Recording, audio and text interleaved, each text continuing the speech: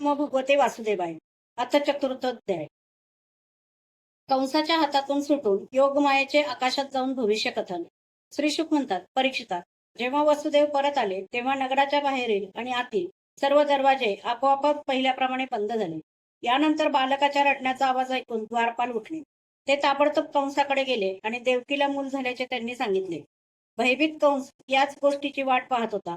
ते ऐकताच तो ताबडतोब पलंगावरून उठून लगबगीने सुतिकागृहाकडे गेला. हा आपल्या काळाचाच जन्म आहे असे समजून तो व्याकुळ झाला होता आणि यामुळे केस विस्कटलेल्या अवस्थेत तो अडखळत चालला होता. तेथे येताच सती देवकी दीनवाणी होऊन रडत रडत त्या आपल्या भावाला म्हणाली, हे माझे हित चिंतिणाऱ्या बंधू, ही कन्या तुला सुनेप्रमाणे आहे, शिवाय स्त्रीला मारणे मुळीच योग्य नाही. हे बंधू, तू माझ्या पुष्कळ अग्निसमान तेजस्वी बालकांना दैववशात मारले आहेसच, निदान आता ही कन्या तरी मला दे. हे राजा, माझी अनेक मुले मारल्यामुळे दुःखी झालेली मी तुझी बिचारी धाकटी बहीण आहे. म्हणून हे बंधू, मला अभागिनीला हे शेवटचे मूल तरी दे. श्रीशुक म्हणतात, मुलीला कवटाळून देवकीने अत्यंत दीनपणे रडत रडत अशी याचना केली. परंतु दुष्ट कंसाने तिला अपशब्द बोलून तिच्या हातातून ती मुलगी हिसकावून घेतली.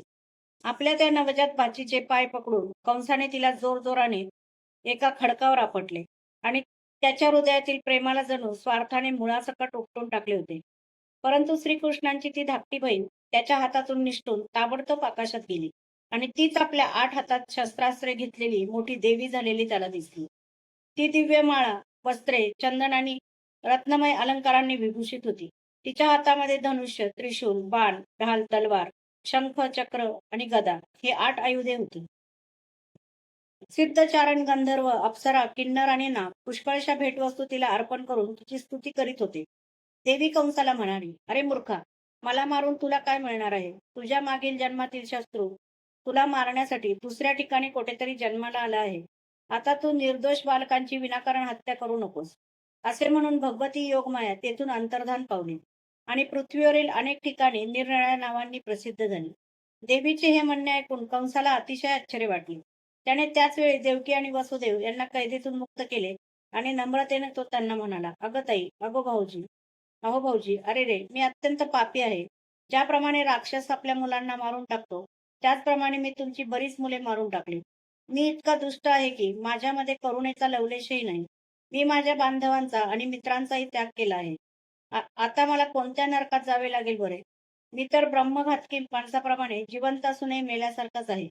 फक्त माणसेच खोटे बोलतात असे नाही, तर विधाताही खोटे बोलतो. त्याच्यावर विश्वास ठेवूनच मी पाप्याने बहिणीची मुले मारली. तुम्ही दोघेही महात्मे आहात. आपल्या पुत्रांसाठी शोक करू नका. त्यांना त्यांच्या कर्माचेच फळ मिळाले. सर्व प्राणी प्रारब्धाच्या अधीन आहेत, म्हणून ते सर्व काळ एकमेकांबरोबर राहू शकत नाही. जसा मातीच्या वस्तू तयार होतात आणि मातीत मिसळतात, परंतु मातीमध्ये काही बदल होत नाही, त्याचप्रमाणे शरीराचे उत्पन्न होणे, नाहीसे होणे हे चालूच असते, परंतु आत्म्यावर याचा काही प्रभाव पडत नाही. जे लोक हे तत्व जाणत नाही ते या शरीरालाच आत्मा समजतात. यामुळेच पुत्रादी देहांशी संयोग व वियोग होतो. तेव्हा सुखदुःख रूपी संसारातून सुटका होत नाही. म्हणून हे ताई, मी जरी तुझ्या पुत्रांना मारले असले तरी तू त्यांच्यासाठी शोक करू नकोस. कारण सर्व प्राण्यांना पराधीनपणे आपापल्या कर्माचे फळ भोगावेच लागते. आपले स्वरूप न जाणल्यामुळे जोपर्यंत जीव असे मानतो की आपण मरणारा आहे किंवा मारणारा आहे, तोपर्यंत शरीराच्या जन्म मृत्यूचा अभिमान धरणारा हा अज्ञानी जीव पीडा देणारा व पीडा भोगणारा होतो. माझ्या या दुष्टतेला तुम्ही दोघांनी क्षमा करावी, कारण तुम्ही सज्जन असून दिनांचे रक्षण करणारे आहात. असे म्हणून कंसाने देवकी वसुदेवांचे पाय धरले. त्यावेळी त्याच्या डोळ्यातून अश्रू वाहत होते. यानंतर त्याने योगमायेच्या वचनावर विश्वास ठेवून स्वतःच्या सौजन्याने देवकी आणि वसुदेव त्यांना कैदेतून सोडून दिले. कंसाला पश्चाताप झालेला पाहून देवकीने त्याला क्षमा केली. तिचा राग मावळला. त्याच वेळी वसुदेव हसून म्हणाला, हे कंसा, तू म्हणतोस ते खरे आहे. अज्ञानामुळे जीव, शरीर इत्यादींना मी असे समजतो.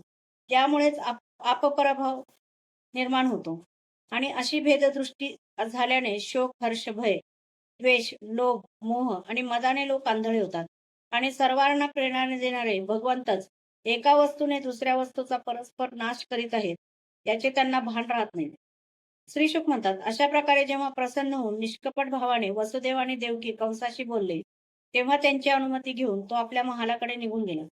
ती रात्र उलटून गेल्यावर कंसाने आपल्या मंत्र्यांना बोलवले आणि योगमायेने जे सांगितले होते ते सर्व त्यांना कथन केले. कंसाचे मंत्री फारसे शहाणे नव्हते. दैत्य असल्यामुळे स्वभावतःच ते देवांचा द्वेष करीत. आपल्या स्वामींचे म्हणणे ऐकल्यावर ते देवशत्रू कंसाला म्हणाले, भोजराज, असे असेल तर आम्ही आजच शहरे, गावे, गवळ्यांच्या वस्त्या इत्यादी ठिकाणी जेवढी लहान मुले असतील, मग ती 10 दिवसांच्या आतील किंवा बाहेरचे असोत, सर्वांना आजच मारून टाकतो. रणांगणाला भिडणारे देवगण युद्धाची तयारी करूनही काय करणार आहेत? ते तर आपल्या धनुष्याचा टणत्कार ऐकून नेहमी घाबरलेले असतात. जेव्हा आपण त्यांच्यावर बाणवर्षाव करून त्यांना घायाळ करता, तेव्हा आपल्या प्राणांचे रक्षण करण्यासाठी युद्धभूमी सोडून देव पळू लागतात.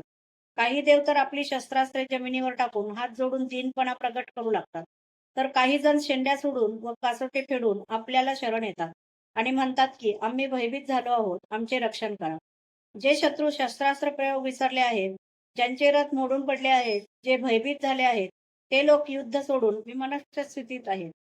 ज्यांची धनुष्य मोडली आहेत किंवा ज्यांनी युद्धाकडे पाठ फिरवली आहे, अशांना आपण मारित नाही. जिथे भांडण तंटा नसेल, तेथे देवांचे शौर्य रणभूमीच्या बाहेरच ते फुशारकी मारतात. ते तसेच एकांतवासात राहणारा विष्णू, वनवासी शंकर, अल्प सामर्थ्य असणारा इंद्र आणि तपस्वी ब्रह्मदेव यांच्यापासून आपल्याला काय भय असणार आहे? आमचे मत असे आहे की असे असले तरी देवांची उपेक्षा करता कामा नये, कारण ते आपले शत्रू आहेत. म्हणून त्यांचे मूळच उखडून टाकण्यासाठी आपण आमच्यासारख्या विश्वासपात्र सेवकांची नेमणूक करावी. जेव्हा शरीरात रोग उत्पन्न होतो आणि त्याची उपेक्षा केल्यामुळे आपले मूळ घट्ट करतो आणि मग असाध्य होतो, किंवा इंद्रियांची उपेक्षा केल्यावर त्यांचे नियंत्रण करणे कठीण होते, त्याप्रमाणे जर शत्रूची आधी उपेक्षा केली तर तो आपले सामर्थ्य वाढवितो आणि मग त्याचा पराभव करणे अवघड होऊन बसते. देवांचा आधार विष्णू आहे आणि जिथे सनातन धर्म आहे तिथे तो राहतो. वेद, गाय, ब्राह्मण, तपश्चर्या आणि ज्यामध्ये दक्षिणा दिली जाते ते यज्ञ, ही सनातन धर्मांची मुळे होत. म्हणून हे भोजराज, वेदवेत्ते ब्राह्मण, तपस्वी, याज्ञिक आणि यज्ञासाठी तूप इत्यादी हविद्रव्य देणाऱ्या गायीचा आम्ही संपूर्ण निष्पात करू. ब्राह्मण, गायी, वेद, तपश्चर्या, सत्य, इंद्रिय दमन, मनोविग्रह, श्रद्धा, दया, सहनशीलता आणि यज्ञ ही विष्णूंची शरीरे आहेत. तो विष्णूच सर्व देवांचा स्वामी आणि असुरांचा द्वेष करणार आहे. परंतु तो कुठेतरी गुहेत लपून राहतो. महादेव, ब्रह्मदेव आणि सर्व देवतांचे मूळ तोच आहे. सर्व ऋषींना मारून टाकणे हाच त्याला मारण्याचा उपाय आहे. श्री शुक म्हणतात, अशा रीतीने दुष्ट मंत्र्यांशी सल्लामसलत करून काळाच्या फासात सापडलेल्या दुष्ट कंसाने ब्राह्मणांनाच मारणे योग्य ठरवले. त्याने इच्छेनुसार रूप धारण करणाऱ्या हिंसाप्रेमी राक्षसांना सर्वत्र जाऊन संत पुरुषांची हिंसा करण्याची आज्ञा केली व आपल्या महालात प्रवेश केला. त्या असुरांचा स्वभाव रजोगुणी होता. तमोगुणामुळे त्यांचे चित्त विवेक करू शकत नव्हते. मृत्यू त्यांच्या डोक्यावर नाचत होता, म्हणून त्यांनी संतांचा द्वेष केला. जे लोक संतांचा अनादर करतात त्यांचे ते कुकर्म त्यांचे आयुष्य, लक्ष्मी, कीर्ती, धर्म, इह परलोक अशा आकांक्षा आणि संपूर्ण कल्याण नष्ट होते.